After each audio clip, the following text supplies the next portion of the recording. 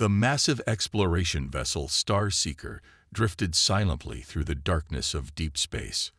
Commander James Reed stood at the bridge's main viewport, his dark eyes fixed on the strange readings that had brought them to this remote sector.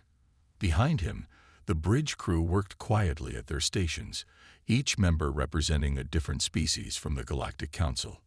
"Commander, we're picking up massive metallic signatures ahead," reported Tom Wilson, the human sensor operator. His fingers danced across the holographic controls as he refined the scan. It's huge, sir." Reed nodded, his expression serious. The Advanced Species Alliance had sent them to investigate unusual energy readings in this sector, but nobody had expected to find anything of this scale. As they drew closer, the ship's external lights illuminated something that made everyone on the bridge gasp. Ships. Hundreds of them. Maybe thousands. They floated in perfect formation, despite having obviously been abandoned for what seemed like ages. The vessels were enormous, their dark hulls covered in what appeared to be primitive armor plating. Some were as large as small moons, while others were smaller but no less impressive in their design. "Look at that primitive construction," sneered First Officer Brightscale, a reptilian being from the most technologically advanced species in the Council. "They're using physical metal plating instead of energy shields." "How quaint." His scales shimmered with amusement as he zoomed in on the nearest ship's hull. Reed ignored the comment, focusing instead on the readings flooding his display. "Wilson, what's the estimated age of these vessels?" Tom's eyes widened as he checked the results of the carbon dating scan. "Sir, if these readings are correct, these ships are over 100,000 years old." A wave of laughter swept through the bridge. Even Reed couldn't help but smile. The idea that such primitive ships could have survived for so long seemed absurd.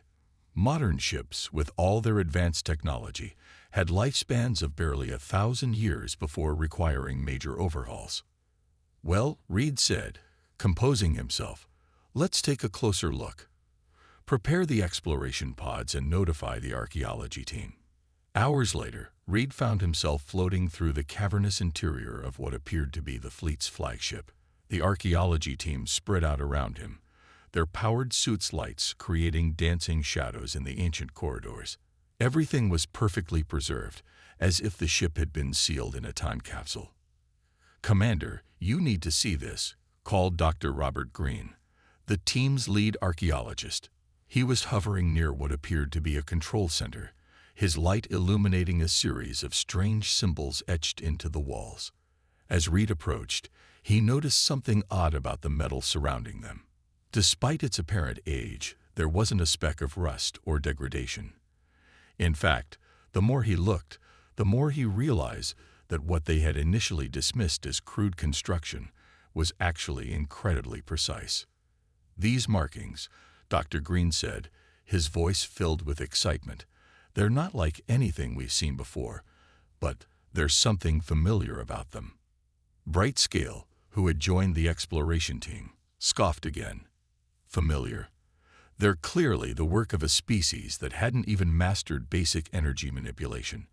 Look at these manual controls." He gestured at what appeared to be physical interfaces instead of the neural links used in modern ships. But Reed wasn't so sure anymore. Something about this place made his skin tingle. The ship felt less like a relic and more like a sleeping giant. He ran his hand along one of the walls, and for a moment, just a moment, he could have sworn he felt a slight vibration. "Package up some samples for analysis," he ordered, "and get a full scan of these markings. I want to know everything about this fleet." As the team continued their work, none of them noticed the tiny light that had begun blinking deep within the ship's systems, activated by Reed's touch. None of them could have known that their discovery wasn't just an archaeological find. It was a wake-up call that would change the galaxy forever. In the darkness of the ancient bridge, a countdown had begun. 3 weeks after the discovery of the ancient fleet, the Galactic Council gathered for what they thought would be a routine meeting. The great hall of the council station buzzed with conversation as representatives from 200 species discussed the primitive ships that had become something of a joke among them. Commander Reed sat quietly in the human section, listening to the various delegates mock the fleet's design. He still couldn't shake the strange feeling he'd had aboard those ships. Something about them just didn't add up. The metal alloys are barely better than what the youngest spacefaring races use, announced Bright Scale to appreciative laughter. These relics belong in a museum of failed technologies. Suddenly, every screen in the council chamber flashed red. Warning sirens blared through the station's communication systems. Multiple unknown vessels detected. The emergency eye's voice cut through the chaos. They've appeared at the edge of council space. Energy readings are off the charts. The laughter died instantly. The main display showed a swarm of dark ships emerging from what looked like tears in space itself. Their designs were unlike anything the council had ever seen, all sharp angles and pulsing red energy. "This is Admiral Stone of the Council Defense Fleet," a stern voice announced over the general frequency. "Unknown vessels, you have entered council space. Identify yourselves immediately." The response came in the form of a beam of blood-red energy that cut through 3 council defense ships like they were made of paper. The chamber erupted in panic. "Impossible," shouted Bright Scale. "Our shields are the most advanced in known space. Nothing can penetrate them that easily." But the unknown ships, which the council would soon come to know as the Ravagers, proved him wrong again and again. The council's most advanced warships, pride of their civilizations, exploded into space debris under the onslaught. Their weapons barely scratched the Ravager's hull. Reed watched in horror as the defense grid around Heaven's Gate, one of the council's most important colonies, collapsed in minutes. The planet's surface burned as the Ravager's weapons pierced its protective shields like they didn't exist. "We need to evacuate the chamber," Reed shouted, taking charge as the other representatives stood frozen in shock. "These coordinates aren't safe anymore." As if to prove his point, a massive explosion rocked the station. The Ravagers had arrived. "All council ships, fall back to secondary positions." Admiral Stone's voice crackled through the static. "We can't hold them here. I repeat, fall back." The evacuation was chaos. Reed helped coordinate the escape pods, making sure as many representatives as possible made it to safety. Through the station's windows, he watched the proud council fleet, the same fleet that had laughed at the ancient ships, break apart under the Ravager's assault. Hours later, in the emergency command center on a secure world, the surviving council members gathered to assess the damage. The news was devastating. 7 systems lost in the first wave, reported Admiral Stone, his hologram flickering. "Their technology, it's beyond anything we've ever encountered. Our best weapons can't even scratch their shields. Our strongest defenses might as well be paper." "How is this possible?" demanded one of the council leaders. "We are the most advanced civilizations in known space." Reed thought back to the ancient fleet they'd found. Something about this felt connected, but he couldn't quite piece it together yet. "Whatever we thought we knew about technological advancement," Reed said quietly, "I think we were wrong. There's more out there than we understood." A junior officer rushed into the room, face pale. "New reports coming in. The Ravagers have broken through the Sentinel line. They'll reach the core worlds in days." The room fell silent. The Sentinel line had been considered unbreakable, protected by technology that had taken the council species thousands of years to develop. In just one day, everything they thought they knew about their place in the galaxy had been shattered. And somewhere in space, an ancient fleet of ships continued its silent vigil, waiting for the right moment to reveal its true nature. The real question was, would anyone survive long enough to discover its secrets? While the council worlds burned and the Ravagers advanced, Dr. Anna Porter refused to leave the ancient fleet. She had returned to the massive ships with a small team, convinced that they held the key to survival. The archaeological vessel History Seeker floated beside the enormous flagship, its skeleton crew working around the clock. "There has to be something here," Anna muttered, floating through the ancient corridors. Her helper bot, Max, scanned every surface with its advanced sensors. These ships survived over 100,000 years without any damage. That's not primitive technology. That's impossible technology. Mark Thompson, the team's AI specialist, worked at a makeshift computer station they'd set up in what seemed to be the ship's main control room. "Dr. Porter," he called out suddenly, "I think I found something." Anna pushed off a wall and glided toward him. "What is it?" "These aren't just regular control panels," Mark said, excitement clear in his voice. "They're interfaces for some kind of data storage system. And look at this." He pointed to a small symbol carved into the metal. "Doesn't that look familiar?" Anna's eyes widened. The symbol was barely noticeable, but she recognized it immediately. It was an ancient version of the letter H, a human letter. "That's impossible," she whispered, but deep down, she knew it wasn't. "Max, full spectrum scan of this symbol. Compare it to all known human writing systems." The helper bot beeped and projected its findings into the air. The match was undeniable. The symbol was definitely of human origin, just impossibly old. "There's more," Mark said, his fingers flying over his portable computer. "These panels, they're not primitive at all. They're quantum data cores disguised as simple controls. The encryption is unlike anything I've ever seen, but—" He paused, staring at his screen. "The base code. It's written in an ancient form of binary, human binary." A distant explosion rocked the ship. Through the viewport, they could see flashes of red light.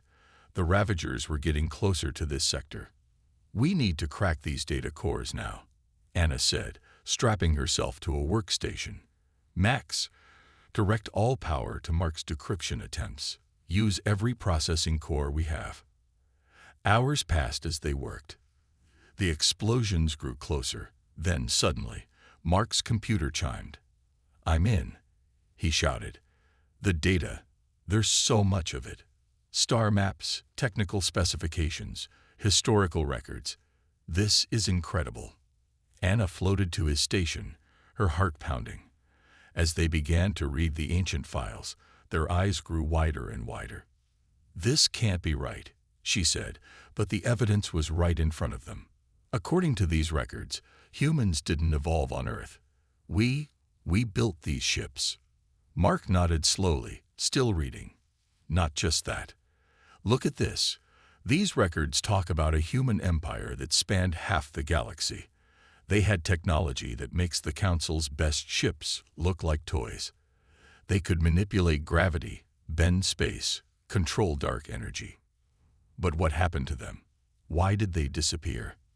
The answer came in the form of a video file, somehow still perfect after 100,000 years.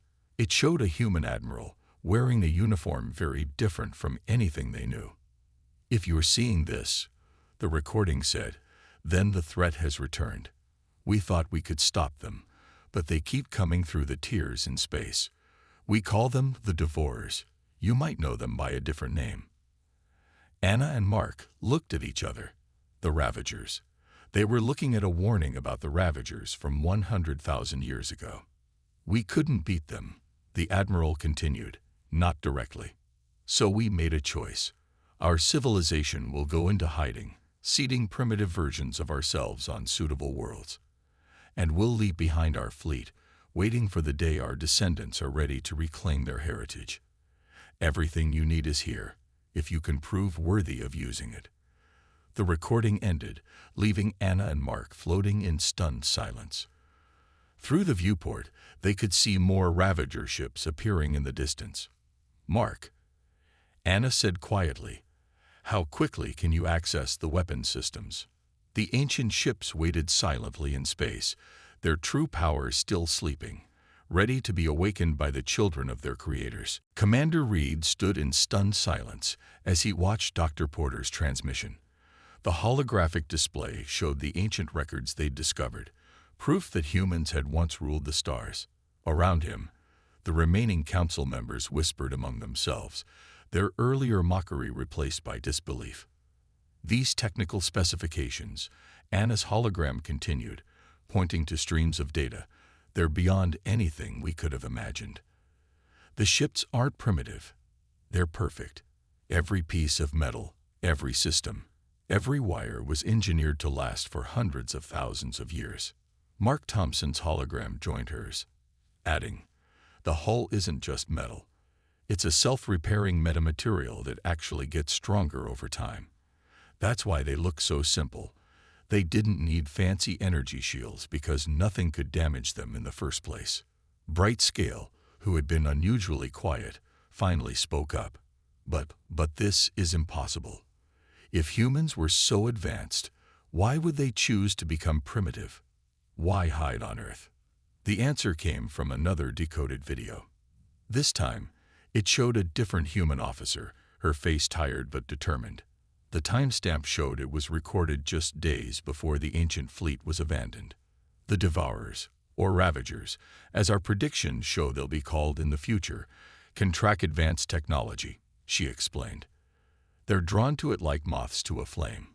We couldn't hide our civilization while maintaining our tech level. So we chose something radical: voluntary regression. Reed watched as more data filled the screens. Star maps showed thousands of human worlds, all deliberately abandoned. Historical records detailed the massive project of selecting Earth, preparing it for human life, and carefully placing early humans there with modified genes that would take thousands of generations to fully reactivate. They didn't just hide themselves, Anna explained, her voice filled with awe. They hid their potential. Every human born since then has carried dormant genes, waiting for the right moment to reawaken. We're not just their descendants. We're them, just sleeping. The chamber erupted in chaos as the council members argued about this revelation. Some refused to believe it, while others were already treating the human representatives with newfound respect. "There's more," Mark added, his hologram pointing to new data. "The fleet wasn't just abandoned. It's been watching, gathering data, learning. For 100,000 years, these ships have been studying every species that evolved, every technology that developed. They know everything about the council races, the Ravagers, all of it." A massive explosion rocked the council chamber. The Ravagers had found them again. Through the reinforced windows, they could see the enemy ships emerging from their spatial tiers, their red energy weapons already firing. "We don't have much time," Anna's hologram said urgently. "The ancient humans left us instructions. The fleet's true power can only be activated by their descendants, by us. But we have to prove we're ready." "How?" Reed asked, watching as another council defense ship exploded outside. "There's a test," Mark explained. "A genetic and mental interface that will judge if we've evolved enough to handle the technology safely. If we pass, we get everything: the fleet, the technology, our complete genetic heritage. And if we fail, then the fleet self-destructs, and humanity's legacy dies with it." Another explosion, closer this time. The council chamber's shields were failing. "We don't have a choice," Reed said, straightening his uniform. "Dr. Porter, begin the activation sequence. I'm coming to you." As Reed rushed to his ship, he could hear the ancient recordings playing one last message. "To our descendants, we did not hide because we were weak. We hid because sometimes the greatest power is in knowing when to wait. The stars were once ours, and they will be again. All you have to do is remember who you really are." Behind him, the Ravagers continued their assault, unaware that the seemingly primitive ships they had ignored were about to change everything. The time for hiding was over. Humanity was about to wake up. Commander Reed's ship docked with the ancient flagship just as another wave of Ravager vessels appeared in the distance. Dr. Porter and Mark Thompson met him at the airlock, their faces showing both excitement and fear. "We found the activation chamber," Anna said as they floated quickly through the corridors. "It's in the heart of the ship. The interface. It's unlike anything we've ever seen." They reached a massive circular room deep within the vessel. In its center floated a sphere of what looked like liquid metal, pulsing with a soft blue light. Around it, ancient symbols, now clearly recognizable as human writing, covered the walls. "The test is both physical and mental," Mark explained, checking his readings. "According to the records, it will scan our genetic code while also testing our technological understanding and ethical development. We have to prove we're advanced enough to handle this power responsibly." Reed stepped forward. "I'll do it." "We don't know what it might do to you," Anna warned. "The genetic reactivation process could be dangerous." Another explosion rocked the ship. Through the internal sensors, they could see the Ravagers had noticed their activity. The enemy ships were turning toward the ancient fleet. "We're out of time," Reed said. "How do we start?" Mark pointed to a spot directly under the floating sphere. "Stand there. The interface should recognize human DNA and begin automatically." Reed took his position. For a moment, nothing happened. Then the sphere began to pulse faster, its blue light growing brighter. Streams of the liquid metal flowed down, surrounding Reed in a cocoon of shifting energy. "Commander," Anna shouted in alarm. I'm okay." Reed's voice came through, strained but clear. "It's showing me things. Teaching me. I can see everything." The sphere connected to Reed's mind, flooding it with knowledge.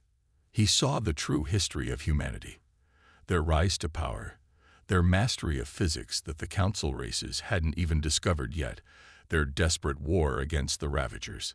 "The ships," he gasped. "They're not just weapons. They're seeds.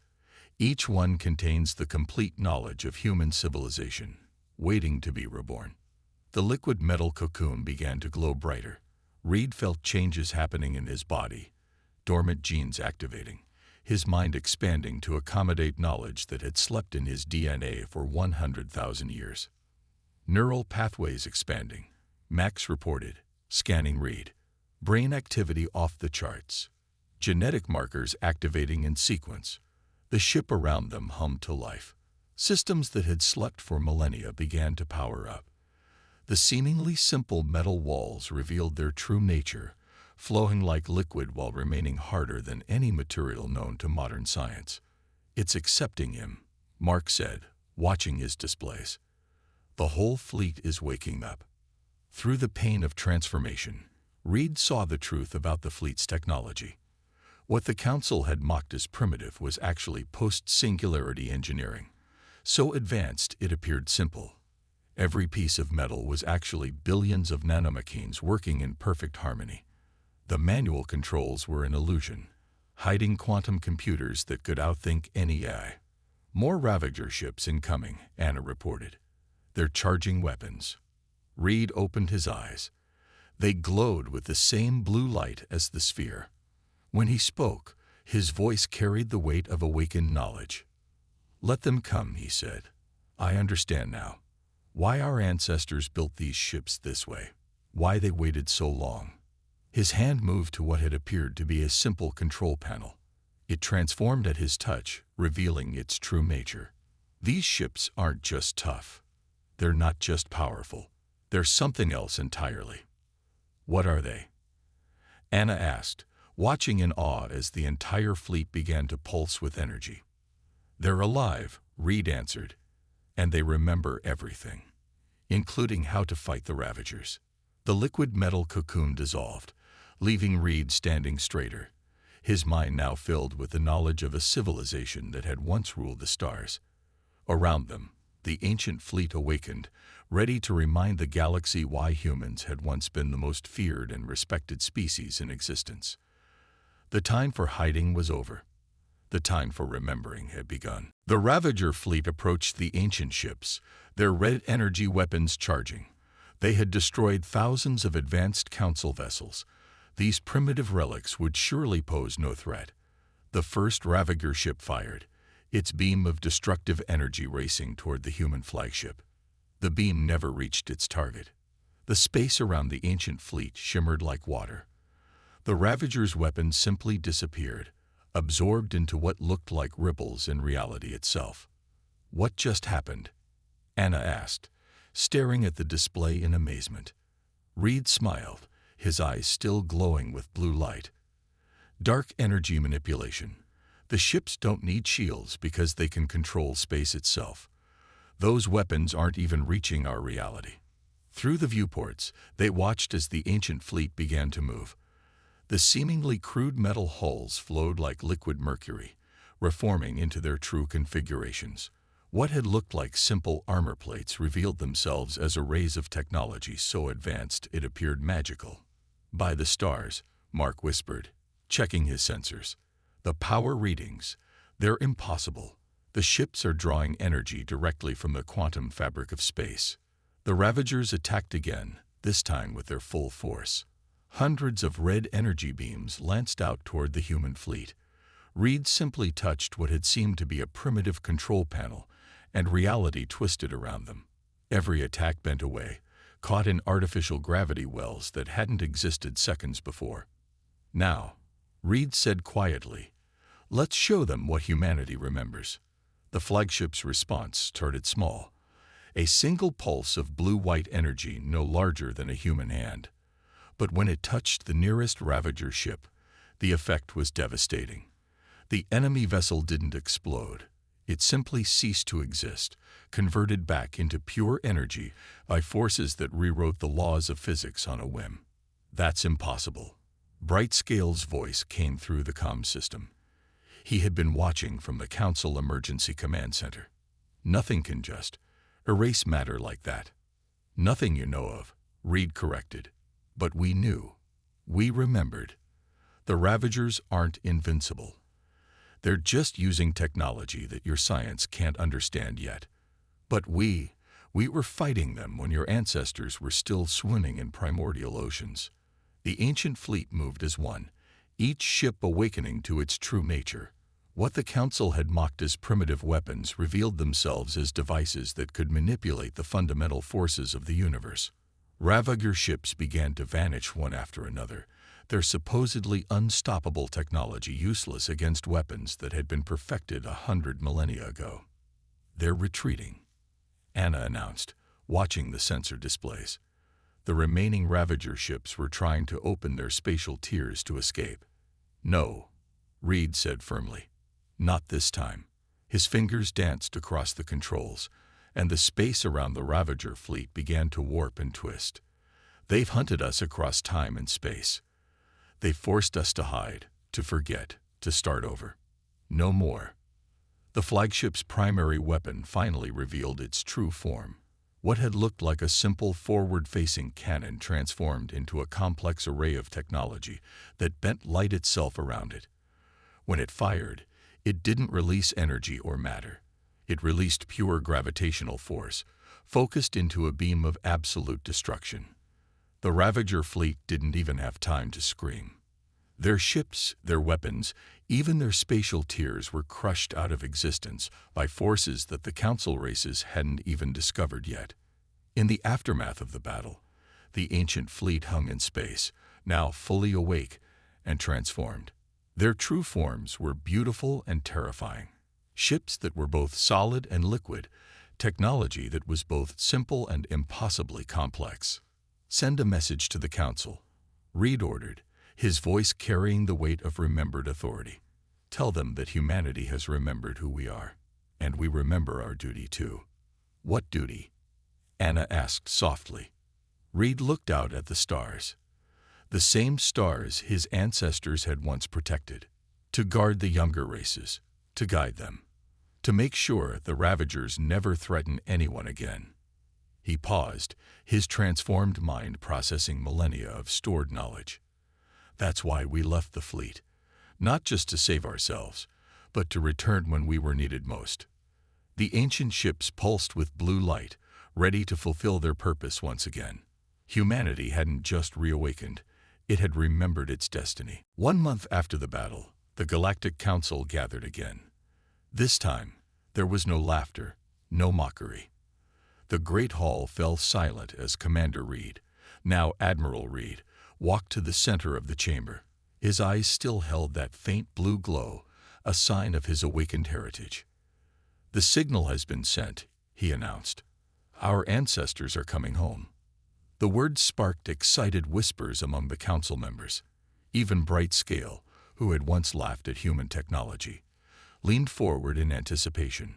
3 days ago, the ancient fleet's activation triggered a quantum beacon, Reed continued.